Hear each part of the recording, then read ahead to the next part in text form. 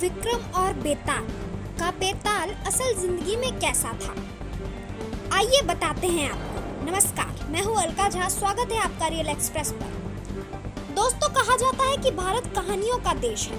इसके हर शहर, हर गली और हर गांव के साथ साथ हर दौर की अपनी एक कहानी है जो इस देश को विविधताओं में प्रदान करती है। बचपन में दादा दादी से सुनी कहानियाँ, जवानी में प्यार और मोहब्बत के किस्से और बुढ़ापे में अपने जीवन से जुड़ी यादें ही हैं जो यहाँ पैदा होने वाले इंसान को सबसे अलग बनाती हैं। और इन्हीं सुनी सुनाई कहानियों को 80 के दशक में जब टेलीविज़न के जरिए हमारे सामने लाने का सिलसिला शुरू हुआ तो वो दौर भी हमारी खूबसूरत यादों और कहानियों का हिस्सा बन गया था। नारद टीवी की series the classic series of Doordarshan के तहत आज से इस एपिसोड में हम इसी खूबसूरत और दौर में प्रशासित होने वाले सीरियल विक्रम और बेताल की बात करने वाले हैं। जी हाँ, इस सीरियल की कहानी महाकवि सोमदेव द्वारा लिखित बेताल पच्चीसी पर आधारित थी, जिसे मूल रूप से संस्कृत भाषा में लिखा गया था।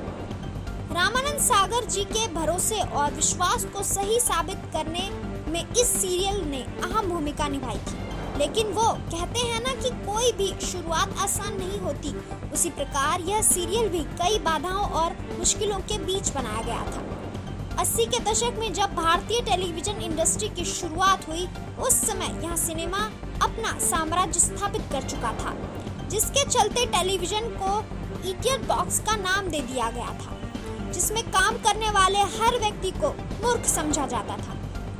ऐसे में जब रामानंद सागर जी ने सिनेमा को छोड़कर सिर्फ टेलीविजन पर काम करने पर मन बना लिया तो लोगों ने उनका भी मजाक बनाया और कहा कि सिनेमा की सुदृढ़ के सामने मूंछ और मुकुटों वाले लंबे धारावाहिकों को कोई नहीं देखेगा। रामानंद सागर जी अपने विचारों के पक्के थे और उन्हें यकीन था कि संचार का भविष्य टेलीविजन ही है।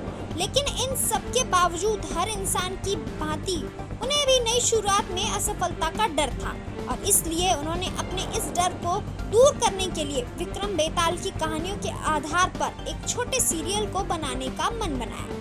विक्रम बेताल की कहानियों पर सीरियल बनाने के लिए उन्होंने अपने कई दोस्तों से मदद मांगी, लेकिन टेलीविजन जैसे नए माध्यम पर कोई भी पैसा लगाने के लिए तैयार नहीं था। आखिरकार इमामी कंपनी के मालिक RS अग्रवाल ने सागर साहब के बेटे प्रेम सागर को हर एपिसोड के लिए 1 लाख रुपए देने का वादा किया। रकम बहुत कम थी, लेकिन सागर साहब के सपनों में जान भरने के लिए काफी थी। शूटिंग शुरू हुई और प्रेम सागर जी ने कैमरामैन, सोशल इफेक्टर्स और डायरेक्टर का काम संभाल लिया।